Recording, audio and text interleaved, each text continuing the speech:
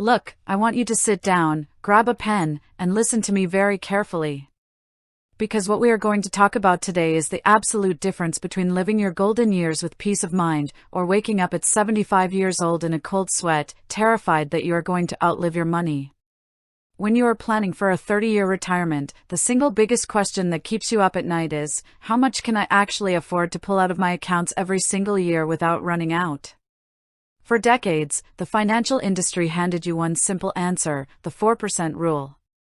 In 1994, a brilliant man named William Bengen looked at historical market data and said, if you take 4% of your nest egg in year one of retirement, and then adjust that amount for inflation every year after, your money should last at least 30 years.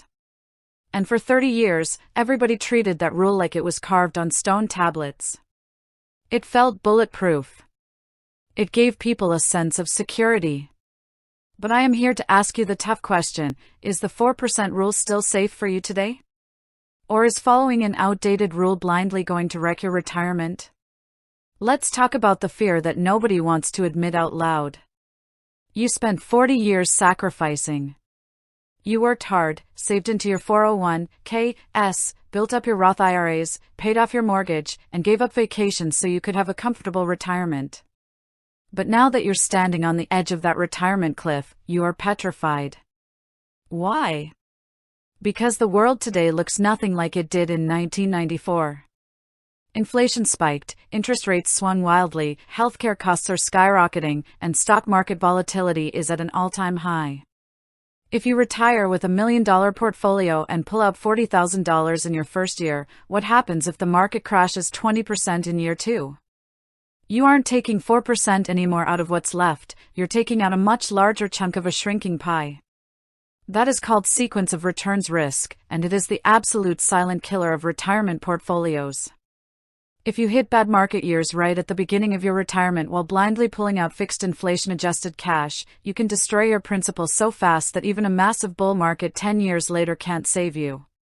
On the flip side, some major financial institutions are now telling people to drop their initial withdrawal rate down to 3.3% or 3.5%. But let's be honest, if you drop your withdrawal rate down to 3%, you have to save hundreds of thousands of dollars more just to afford the same basic lifestyle. That fear makes people work 5 or 10 years longer than they ever needed to, sacrificing their best, healthiest retirement years out of sheer panic. So what is the truth? Even William Bengen updated his own research, showing that with modern, well-diversified portfolios that include small caps, international assets, and proper rebalancing, a dynamic safe starting rate might even be higher, closer to 4.7% in proper setups. But here is the golden secret that the financial industry forgets to tell you: retirement is not linear. You do not spend money like a robot. You do not pull out the exact same percentage plus inflation every single year whether the market is up 30% or down 25%. That is crazy talk. Here are your actionable takeaways to make sure your money lasts 30 years or more. First, adopt dynamic guardrails instead of rigid rules.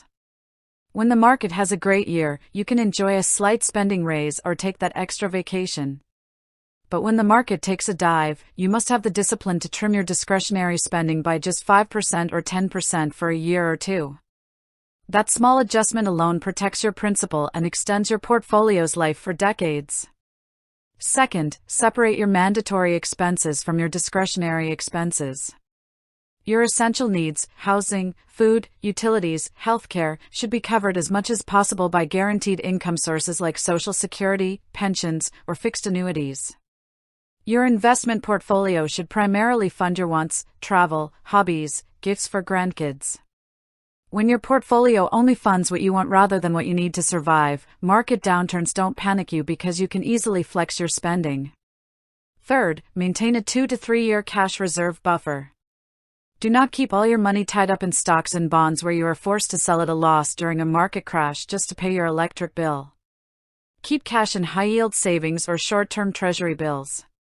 When the market goes down, you live off your cash buffer and give your stock portfolio time to bounce back. Do not be paralyzed by fear, and do not rely on a 30-year-old cookie-cutter formula.